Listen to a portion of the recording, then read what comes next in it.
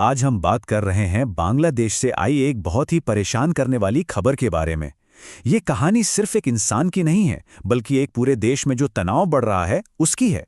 ये दीपू चंद्र दास की एक दर्दनाक कहानी है, जो हमें ये सोचने पर मजबूर करती है कि आखिर वहां चल क्या रहा है। जरा सोचिए, ये शब्द एक अखबार की सुर्खी हैं। उन्होंने जला हुआ सिर धड़ बाहर बांध दिया। ये लाइनें उस भयानक सच्चाई को दिखाती हैं जिस पर आज हम नजर डाल रहे हैं। तो सवाल ये उठता है कि ये सब हुआ कैसे। इस पूरी भयानक घटना को समझने के लिए हमें थोड़ा पीछे जाकर बांग्लादेश के मौजूदा हालात को देखना होगा। देखिए, बात शुरू होती है एक शख्स की मौत से। नाम था उस्मान शरीफ हादी। वो एक कह सकते हैं काफी विवादित चेहरा था, जिसे भारत विरोधी कट्टरपंथी नेता माना जाता था।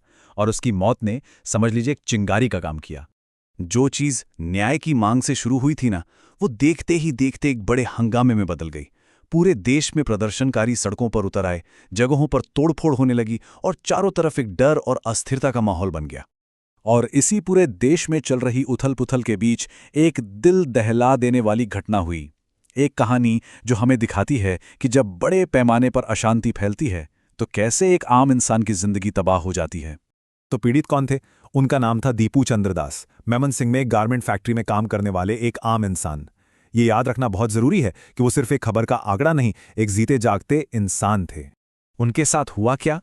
हुआ ये कि एक इस्लामी भीड़ ने उन्हें पीट पीट कर मार डाला। वजह? इस्लाम के अपमान का एक इल्जाम, एक ऐसा दावा जिसका कोई सबूत नहीं था।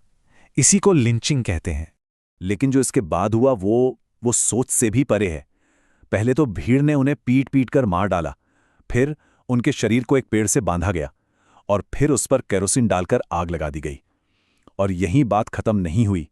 उनके जले हुए सिर और धड़ को सरेआम नुमाइश के लिए लटका दिया गया। इस पूरी त्रासदी की सबसे दर्दनाक कहानी तो पीड़ित के पिता रविलाल दास की जुबानी है। सोचिए उस पिता के बारे में। पहले उन्हें खबर मिलती है कि उनके बेटे को बुरी तरह पीटा गया है, एक अफवाह की तरह। फिर थोड़ी ही देर में उनके चाचा आकर बताते हैं कि वो उनके बेटे को ले गए हैं। उस एक पल में उस पिता पर क्या गुजरी होगी, इसका अंदाजा लगाना भी मुश्किल है। और फिर पिता ने जो बताया वो दिल दहला देने वाला था। उन्हीं के शब्दों में, फिर उन्होंने उस पर केरोसिन डाला और आग लगा दी। उसका जला हुआ शरीर बाहर पड़ा था। ये भयानक था।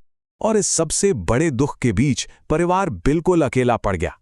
पिता ने जो कहा उससे साफ है कि उस मुश्किल घड़ी में सरकार की तरफ से उन्हें कोई सहारा, कोई आश्वासन नहीं मिला। तो सवाल ये है कि क्या ये बस एक अकेली गुस्से में की गई वारदात थी, या इसके पीछे कुछ और भी है? जो सबूत सामने आ रहे हैं वो एक बहुत ही चिंताजनक तस्वीर पेश करते हैं कि शायद ये किसी बड़े संगठित आंदोलन का हिस्सा हो। वहां के पूर्व सूचना मंत्री मोहम्मद अली अराफात ने एक चेतावनी दी है। उनका कहना है कि ये जो विरोध प्रदर्शन हो रहे हैं ना, उन पर कट्टरपंथी इस्लामी ताकतें हावी हो रही हैं। वो इसे अपने मकसद के लिए इस्तेमाल कर रही हैं। अब अराफात ने जो देखा वो काफी चौंकाने वाला है। उन्होंने बताया कि इन प्रदर्शनों में जिहादी और कट्टरपंथी लोग भरे पड़े थे। तौहीदी जनता जैसे ग्रुप्स के नेता वहां मौजूद थे। इतना ही नहीं, अल कायदा से जुड़ा एक शख्स जशीमुद्दीन रहमानी वहां भाषण दे रहा था।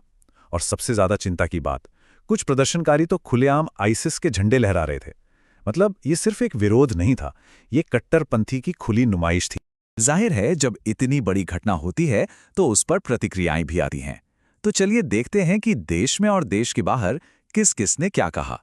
यहाँ हमें एक पूरी तस्वीर मिलती है। देखिए, एक तरफ वहाँ की अंतरिम सरकार है जो इस लिंचिंग की निंदा कर रही है, कार्रवाई का आदेश दे रही है। दूसरी तरफ मोहम्मद अली अराफात हैं जो कट्टरपंथी ताकतों के खतरे से आगाह कर रहे हैं। भारत से प्रियंका गांधी वाड्रा ने भी अल्पसंख्यकों की सुरक्षा का मुद्दा उठाया है। और इन सबके बीच वो पिता हैं रविलाल दास, जिनकी एक ही बात गूंज रही है, सरकार से किसी ने कोई आश्वासन नहीं दिया। हालांकि परिवार को अकेला महसूस हुआ, पर कुछ सरकारी कार्रवाई हुई जरूर है। खबरों के मुताबिक इस लिंचिंग के मामले में कम से कम 7 लोगों को गिरफ्तार किया जा चुका है। ये पूरी कहानी हमें एक बहुत ही गहरे सवाल के साथ छोड़ जाती है।